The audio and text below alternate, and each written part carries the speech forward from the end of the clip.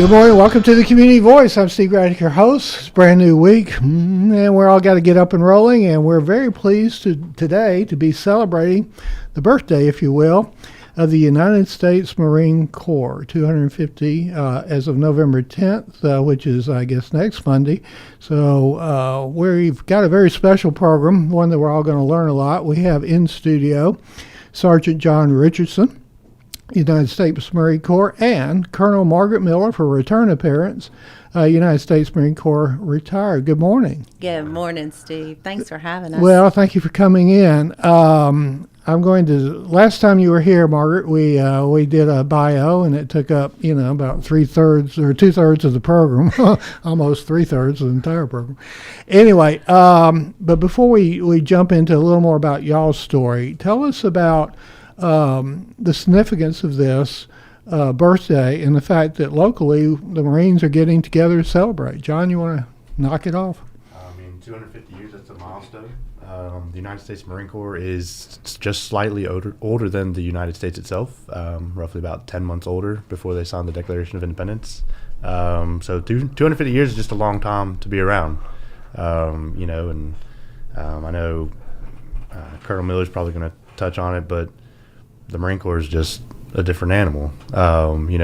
Other branches of the military service, they don't like to celebrate like we do. We were founded in a bar, and we like to celebrate that way. So at the very beginning, he hit the core of it. Y'all are different than the other branches. Why are you so different? Okay, go ahead and tell us. There's not just one answer to that. Well, we were founded in a bar. That kind of gives us an insight. We were founded in a bar, and from day one, stepping on the yellow footprints at boot camp, whether you're Paris Island or San Diego, your recruiters drill it into your head that you are better. And it's not an egotistical thing. They just teach you to keep your head up, and they teach you to be better. And that's throughout your entire career, whether it's 5 years like myself or 36 years like Colonel Miller here. You're just taught from day one to, keep your head up and be better than everybody else. You mentioned Paris Island. I think it's, 6 months? It's more than that? It was 11 weeks when I went through, but I believe it's like 13 now. Yeah, it's 13 weeks. Describe it to us. Ooh. You started out as... I started out as enlisted in Paris Island, I think maybe she should start and explain how it was back then. Okay, Paris Island is in of South Carolina. Correct. It's, I think, north of Beaufort or somewhere there. And it's supposedly, 60% washout or something? It's an island surrounded by a swamp. Well, yeah. No, I don't mean, I mean in terms of the people who completion rate. Yeah.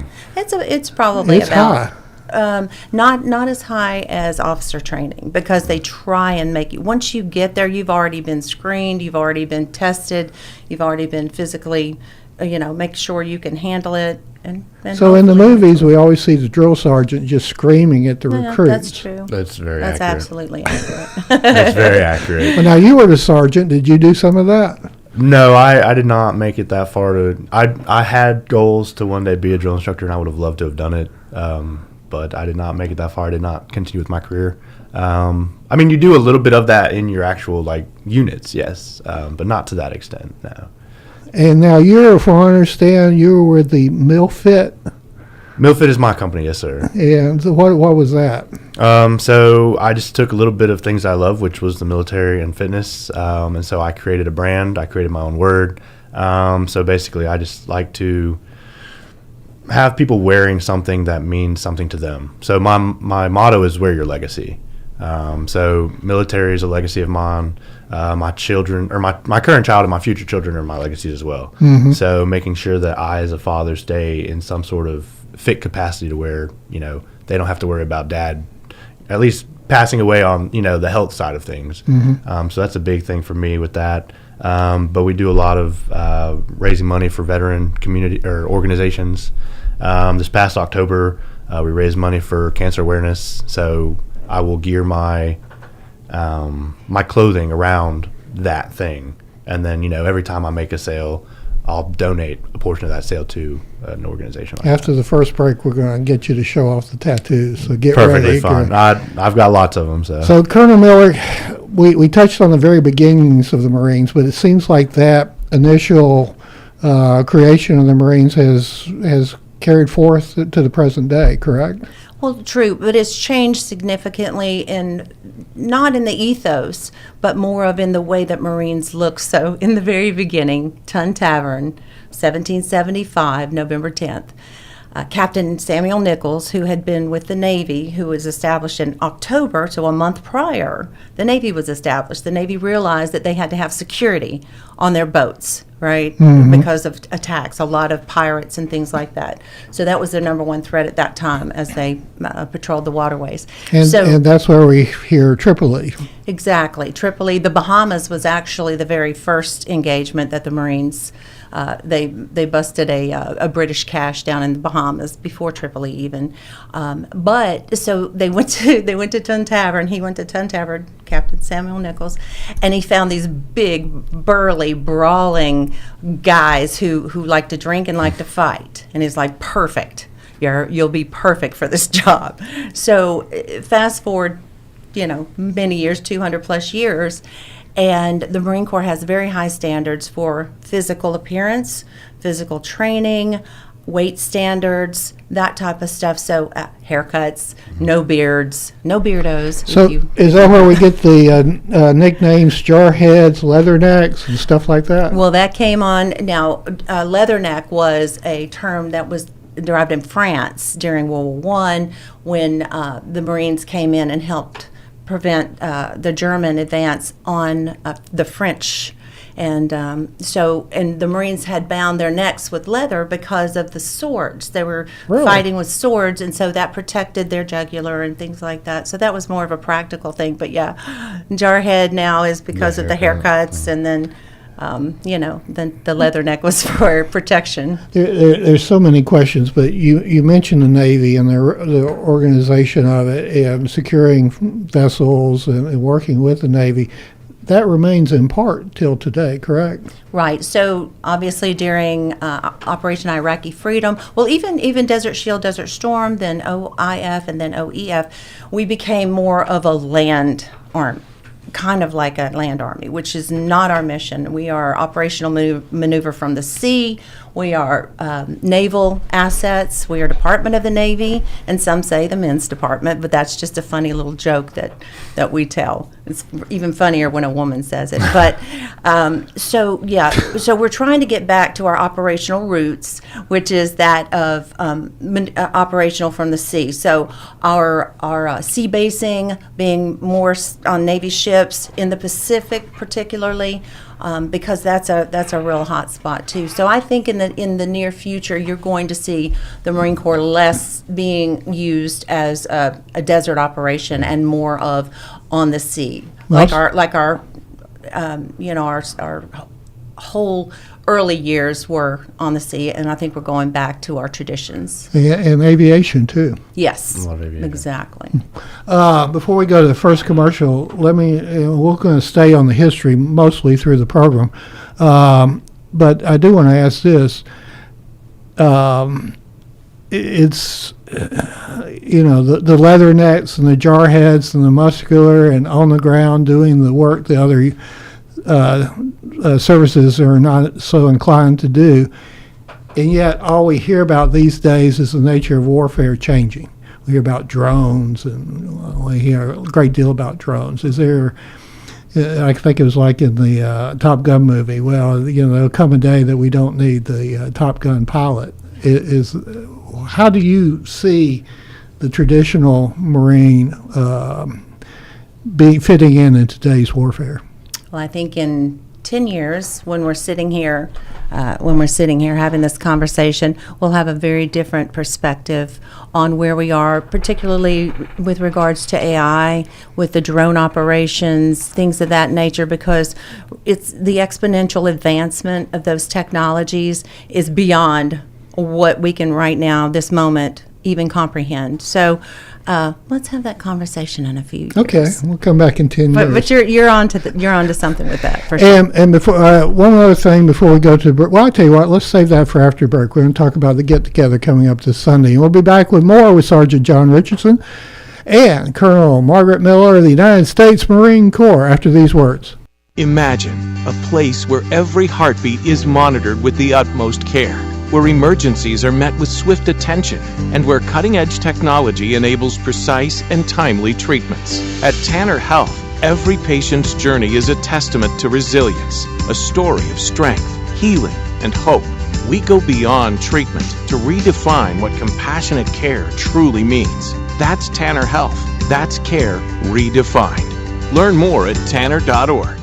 Oak Mountain Academy specializes in a customized designed academic approach tailored to meet the needs of our families. Our lower division prepares students with the necessary foundation to build excellence. Our middle division provides students with over 15 course offerings, providing them with opportunities to explore their talents and gifts. Our upper division provides personalized academic journeys, allowing them to achieve their dreams. I'm Patrick Uran, head of school, inviting you to journey with us. For more information, visit us at oakmountain.us, where every path leads to purpose.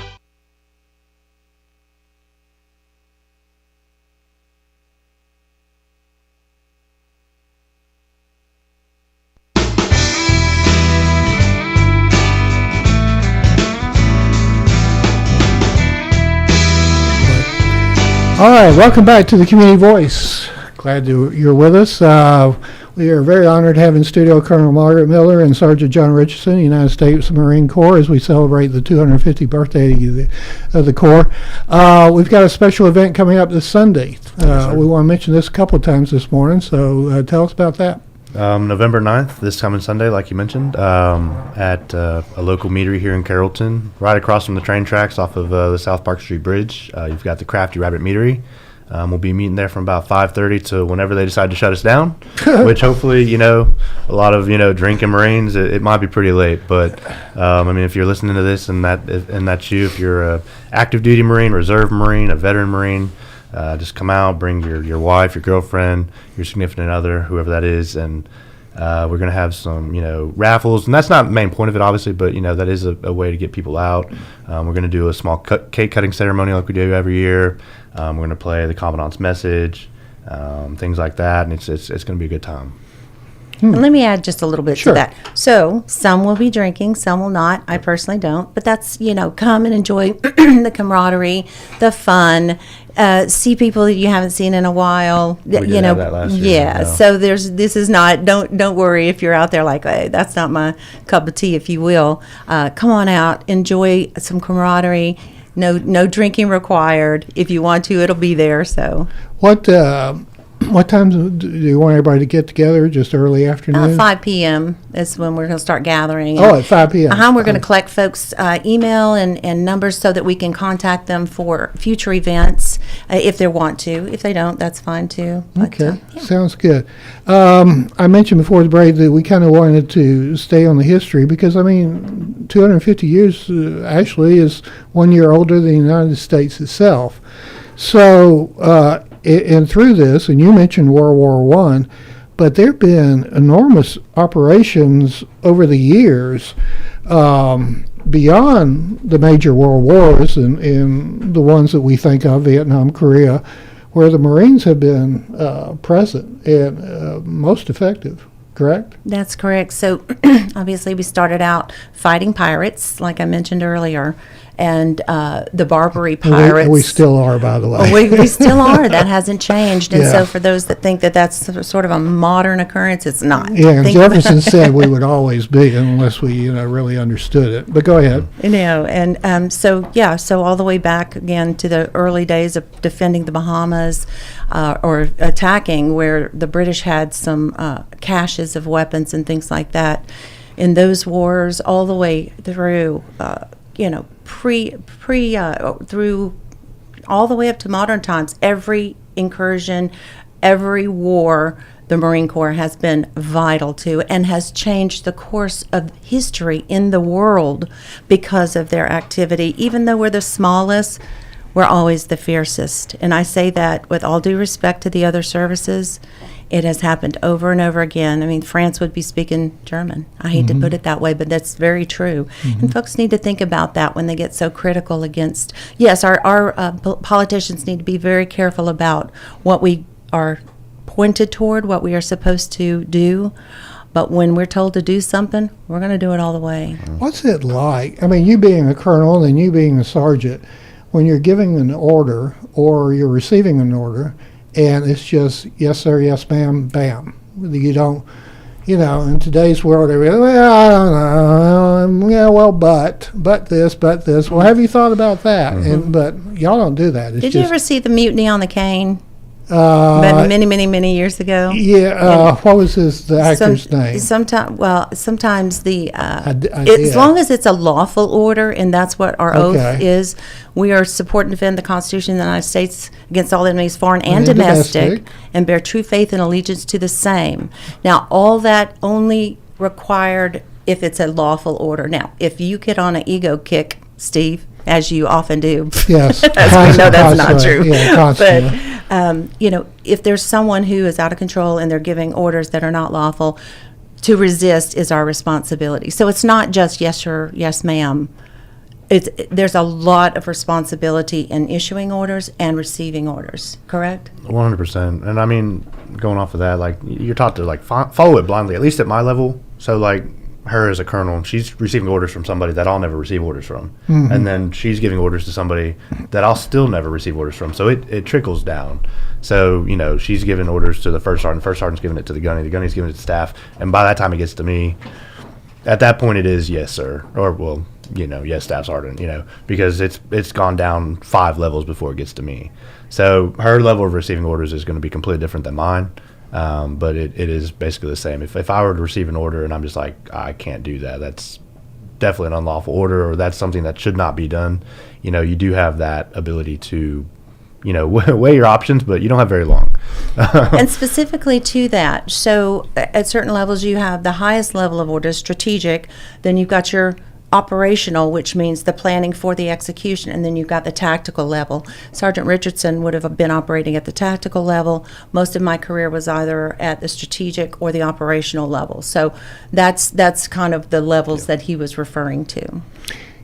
And I wanted to point out that, you mentioned World War I, of course, Vietnam, Korea, et cetera, but there are an enormous number of operations the Marines conducted that are not taught in any school that we don't hear about.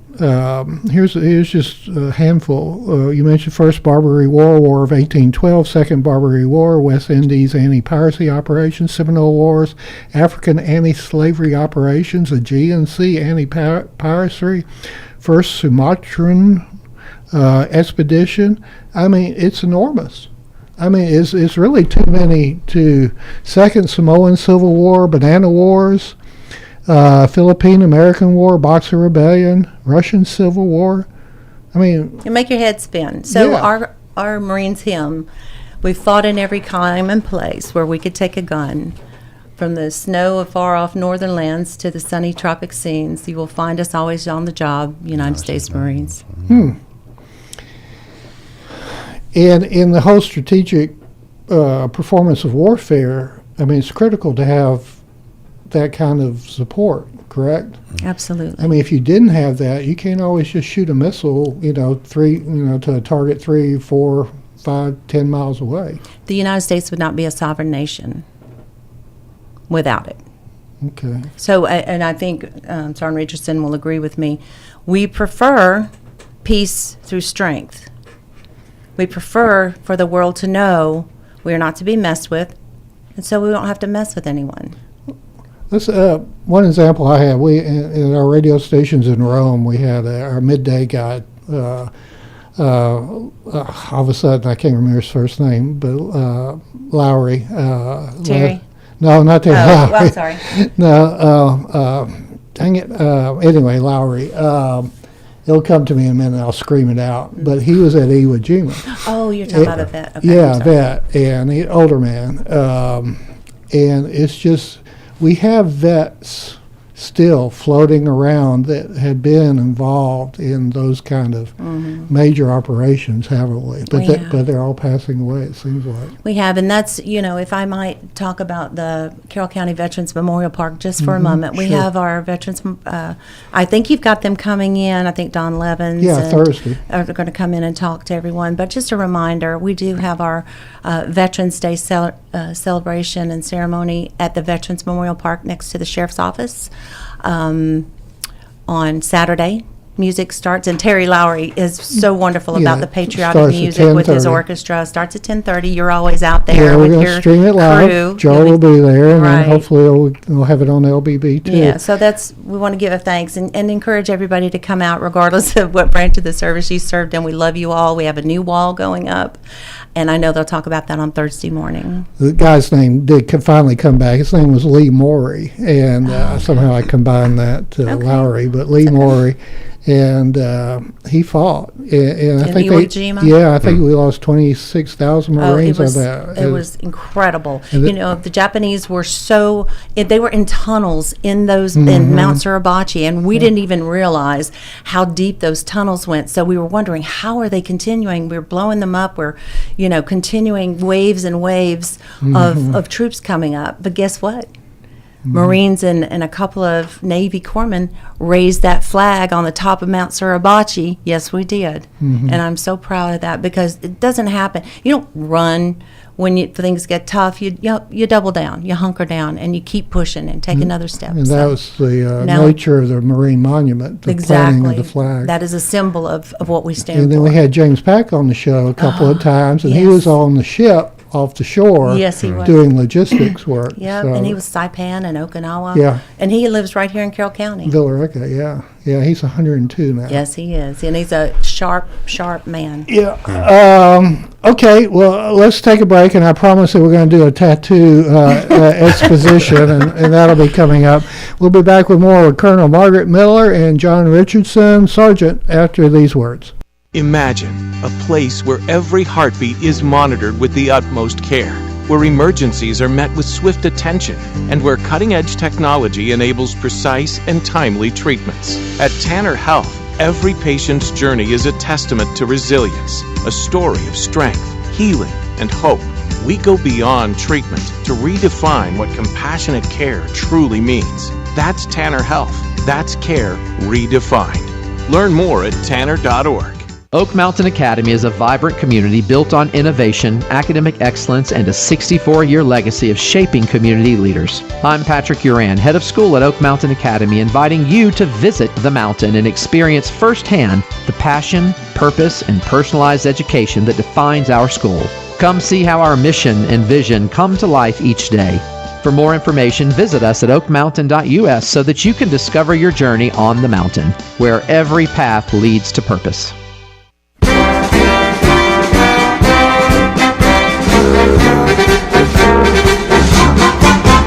From the halls of Montezuma to the shores of Tripoli, we fight our country's battles. Good morning, welcome back. Obviously, you can tell we're celebrating the birthday of the United States Marine Corps. Now, Montezuma, Mexico, correct?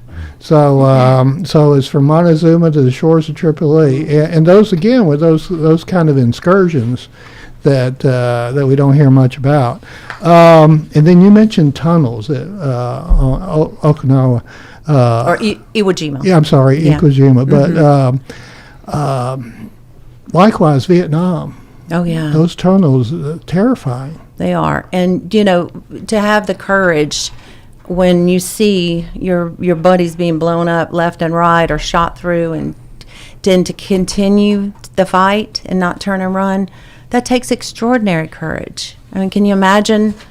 And we still have young people who are willing. Now, maybe they don't realize, maybe their courage is more than their sense. But, with time, they'll grow into understanding what that means once you become a Marine, once you understand the history. Then you start to put it on. It doesn't happen just magically because you go to training. You don't just magically become a Marine. So why'd y'all join? It takes time.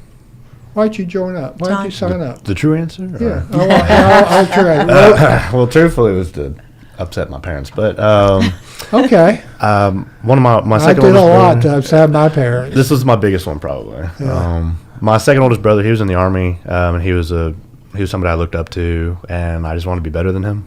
So I was like, well, I can't go in the Army. And I was in college at the time, and I was planning on finishing my degree and going officer route.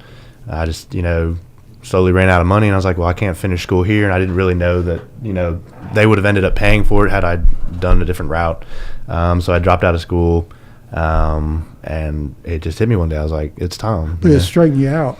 They sure did. They straightened me out really good. Yeah, see, I should have joined.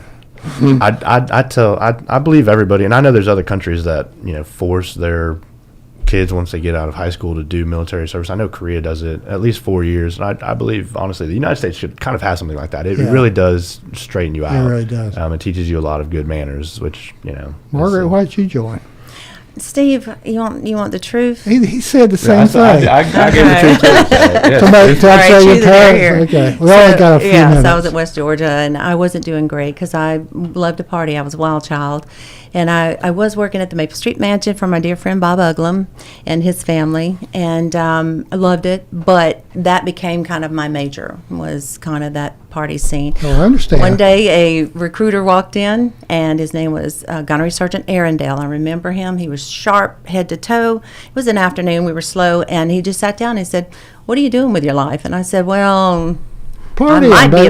might be about to flunk out of school if I don't watch it." And But he you said, didn't come from a military family. No. In fact, your father, Dr. Mark Miller, was dean of the School of Business. Yes. So you came from an academic environment. I did. I kind of grew up on And campus. I think your mom was a teacher, wasn't she, Grace? mother is a dietitian. She still is. But yeah, so I joined because I met a really impressive man who told me I could be doing a lot more than I was doing, and that it would be so rewarding. And so I gave it a chance. Again, this Sunday, tell me again, what time, where? From 5:30 to whenever they shut us down at the Crafty Rabbit Meadery here in Carrollton. Yes, sir. Okay. Yeah, and that's on Bradley Street, just right on the railroad tracks, kind of next to Stewart House. Yeah, everybody knows where Stewart House Yeah. is. Okay, I've promised it more than once. Okay, flex some muscle and describe a couple of tattoos. I don't know about the muscle flexing. We've only but- got a couple of minutes. Which camera are we looking at? This one right here. Okay, so this is just Semper- Corps motto, Semper Fi. So And it's short for Simple Fidelia. Fidelis. Yes, sir. Which Always means- Latin faithful. for always faithful. Always right. faithful. Okay, what else you got? So this is the last unit I was with. So she was talking about the French earlier. So my unit is decorated with the French Forget because we did help in that Yeah. conflict. So I was with 3rd Battalion, 5th Marines, 1st Marine Division. So it's just a really cool. We were the Dark Horse. Get some. So it just has a couple of our more major conflicts in the design. What else you got? I don't know. I'm a nerd. I've got some Lord of the Rings, some Spider-Man, some Pokemon. You're kidding, really? What's that? Oh, you're kidding, really? No, there was 4 about What's the 4 thing years under ago. this bicep? What is that? That's just a flower? This is a Japanese peony. I did manage to make my way to Okinawa for a couple months on one Really? of my on a mute that I went on. So this arm is strictly military. So everything on here has something to do with my military. And the other arm is gaming or something? My child drew this one for me and signed it. So that one means the most to me, I suppose. Yeah. I was made in Canada. I was born in the United States, but I was made in Canada. Yeah. If that's going to click. All right. Kinda. No, that's good. Well, unfortunately, we've run out of time, so we'll just have to postpone your tattoos next time. There. Yeah, thanks, Steve. We'll just leave it. Thank you, Colonel. And all right, well, happy birthday to the United States Marine. Oh yeah, Semper Fi. and that just blew out the transmitter, but that's I'm okay. My bad. Anyway, thank you, and thank you for coming in. Well, I'd love to have y'all back and maybe talk. There's so much more we can talk about, and I'd love to dig deeper and we'd talk about some modern day kind of things going on, certainly in the Middle East, that we can dig back into. Steve, can I just say thank you to you and to Gradit Communications for all you do for this community? Well, it's our pleasure, and we do it because that's what we do. Yes, sir. Thank you so much. Thank you for listening. Go out and make it a great day. You're in tune to WLBB Carrollton.